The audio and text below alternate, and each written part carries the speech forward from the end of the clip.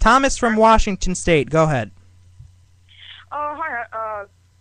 So pretty much what I wanted to talk about today, it's not really about like the inauguration, which you're talking about on the show, because I didn't really study that much. Yes, I actually wanted to talk about guns, which I know you had a few episodes on, but I didn't have a chance to call in, so I just wanted to talk about that. Do you hate the Second Amendment? Yeah. You hate the Second Amendment? Oh, no. Oh, okay. Do you agree with Obama?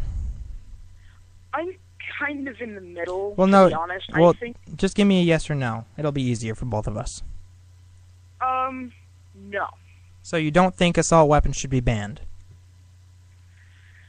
Well, from what you and Caden have been saying, it sounds as though he wants to ban all guns. He wants So, to ban I mean, assault I weapons. don't know. I think that assault weapons need to they need to be a lot more strict.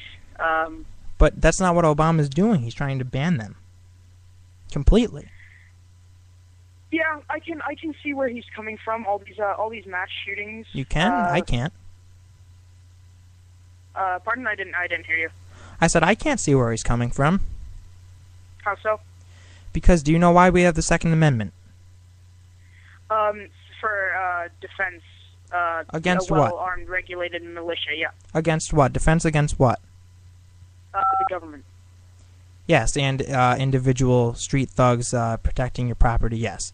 So, are you saying that we can, if the government becomes tyrannically violent, we can properly defend ourselves with handguns? No, but I don't think that the government will become like, what's the country I'm thinking of? Like Nazi Germany? That didn't happen there, right?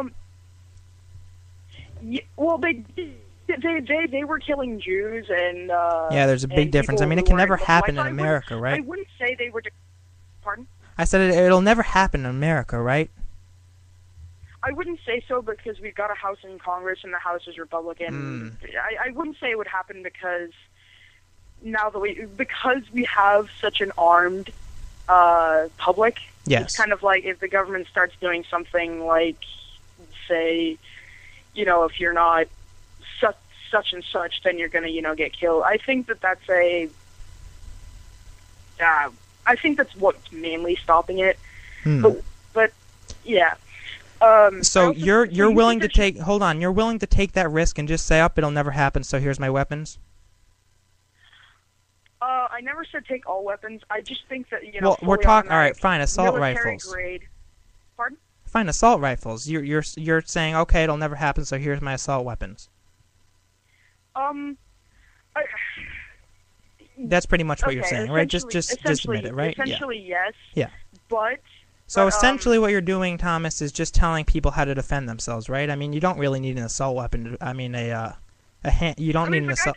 Hold on, you don't really need what? I'm just trying to understand. I don't, frankly, understand where you're coming from. Okay, so I think that military grade M16s, AK-47s, whatever, military grade weapons should be banned completely. They should be banned, yes, because they have the potential to go fully automatic and mow down an entire crowd, and that's happened quite a few times in the past year. So I actually where has it happened, Thomas? Well, there was Sandy Hook. Yep, which was a gun-free zone. There. Yep, there was. Didn't the guy in Aurora use an assault rifle and shotgun? I'm sorry? The guy who did the movie theater shooting, he had an assault rifle. He did, and that was another gun-free zone. I can't hear you correctly. I said that was another gun-free zone. Let me help you out here, Thomas. Columbine. Gun-free. I believe those were submachine guns. Yeah, all right. Well, I'm not necessarily discussing what guns were used here. The point is that the Colorado theater shooting, the Connecticut shooting, the Columbine, Virginia Tech, those were all gun-free zones. So do you see what I'm saying? So you mean there were no armed guards? Precisely. That's funny because Columbine had an armed guard. He was just off for the day. Well, no, sorry. He was there. He was in the cafeteria. I'm getting it confused with the shooting in the town I used to live in. So wait a minute, Thomas. What's the point of having gun-free zones if in all those cases they didn't work? Gun-free zones? I think that the problem is that we're not exactly monitoring those places so well. Like,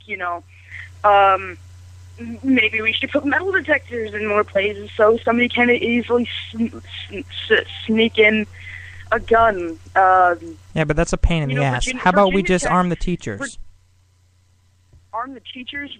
I think that'd actually be somewhat. I think that would actually cause a problem because unless they were like a Marine, a Navy SEAL, SAS, if they were like special forces for their entire lives, the fact that they've got children screaming, they've got stuff being thrown around, I think it'd be pretty difficult to shoot a guy who's if the guy's already shooting. However, a guy walks into the classroom, shady trench coat, that sort of stuff. No, it wouldn't be difficult at all. Yeah, it wouldn't exactly be difficult, but I think the thing is that most shooters they come in with their guns already out.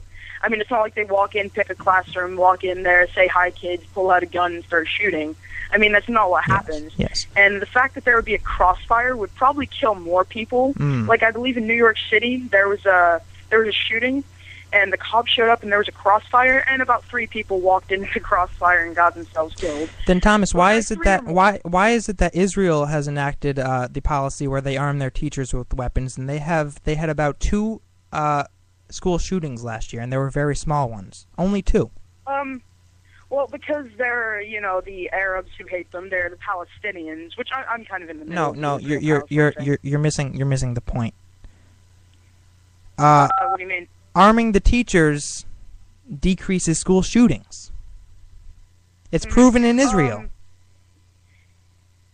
Yes, but the thing is that Israel is a lot more.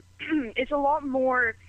How do I put this? It's a lot more risk because so many people hate them. I mean, granted, a lot of countries hate the U.S., but I mean, they don't have people surrounding them that are willing.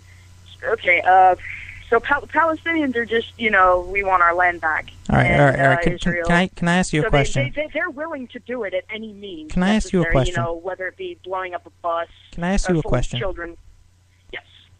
Why are you making this more complicated than it has to be? I'm not. I'm honestly not trying to. Well, you're giving me a headache. Thank you for your call. Now, there we go. Factor Talk Radio.